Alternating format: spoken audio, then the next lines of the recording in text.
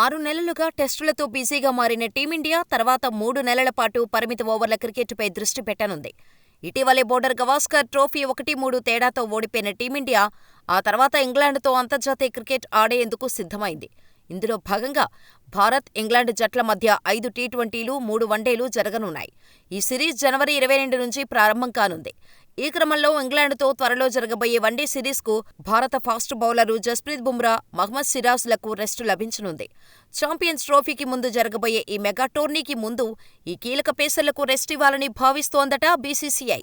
ఇటీవలే ఆస్ట్రేలియాతో 5 టెస్టు సిరీస్లు ఆడిన బుమ్రా, సిరాజ్లపై పనిభారం తగ్గించడానికి ఈ నిర్ణయం తీసుకున్నట్టు సమాచారం. బుమ్రా, సిరాజ్లకు రెస్ట్ ఇస్తే వారి స్థానాల్లో లెఫ్ట్-ఆర్మ్ పేసర్ హర్షదీప్ సింగ్తో పాటు ప్రసిద్ధ్ కృష్ణలకు చోటు దక్కనుంది. హర్షదీప్ భారత్ తరపున 8 వన్డేలాడాడు. మరోవైపు ప్రసిద్ధ్ కృష్ణ 17 వన్డేలాడాడు.